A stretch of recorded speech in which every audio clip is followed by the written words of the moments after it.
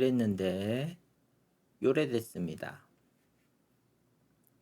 브레드보드에서 만들어 본 듀얼 원형 매트릭 보드를 PCB로 옮기기 위해 키캐드에서 모듈들의 핀맵에 맞게 선을 연결해 회로를 그립니다. 원형 디스플레이 두 개가 나란히 들어갈 수 있게 기판 크기를 잡았습니다. MCU ESP32C3 슈퍼미니 모듈을 뒷면에 SMD 형태로 자리 잡았습니다.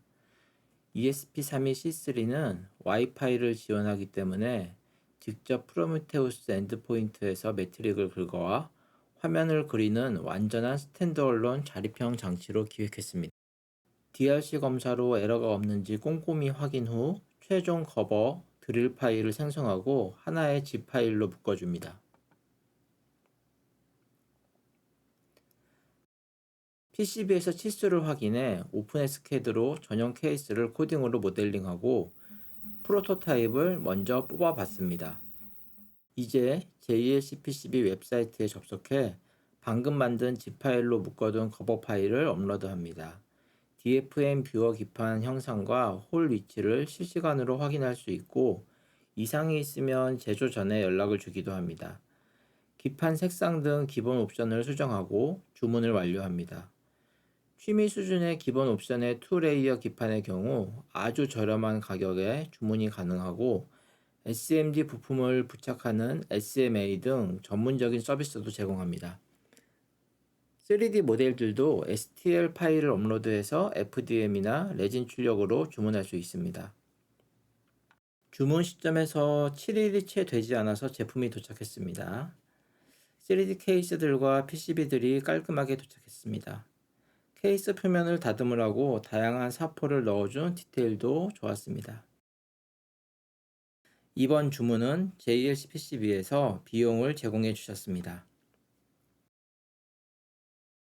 펌웨어는 바이브 코딩으로 러스트를 사용해 맥북에서 먼저 화면을 그려본 후에 ESP32C3로 포팅하는 방법으로 진행했습니다. 맥북에서는 TTF 폰트를 쓰던 걸 작은 환경에 맞게 코딩 에이전트가 비트맵 폰트로 바꿔서 포팅해줬습니다.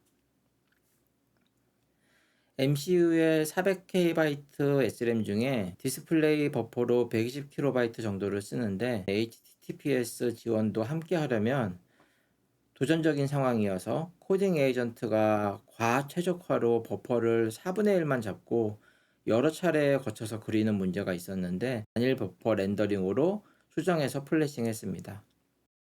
1차 빌드가 완료되었습니다. 두 노드의 CPU 맨 매트릭이 작고 깔끔한 두 개의 원형 디스플레이에 잘 표시되네요. 아쉽게도 주문해서 받은 케이스는 치수를 잘못 주문했었기에 전면부만 사용할 수 있었습니다. 사실 이 프로젝트를 시작한 건 집에 남는 부품들을 조합해 보다가 아이디어가 생겨서였습니다. 1차 빌드를 해보고 나니 케이스를 조금 더 확장하면 배터리를 내장해 완전한 무선 장치가 될 수 있겠더군요. 리튬 배터리, 전원 스위치, 배터리 충반 전 모듈을 추가해 확장된 케이스 안에 모두 때려 넣고 조립해 봤습니다. 이렇게 하면 전원선에 얽매이지 않고도 어디서든 독립적으로 서버 매트릭을 모니터링 할 수 있습니다. 프로메테우스 노드 2대분의 매트릭을 출력한 이유는 쿠버네티스 클러스터의 워커노드가 2개라 한꺼번에 보고 싶었기 때문입니다. 아이디어부터 프로토타입, PCB, 케이스 모델링, 그리고 수정까지를 거쳐 완성된 듀얼 서버 매트릭 모니터입니다. 제작 리소스는 더보기에서 깃허브 링크로 남겨두었습니다. 시청해주셔서 감사합니다.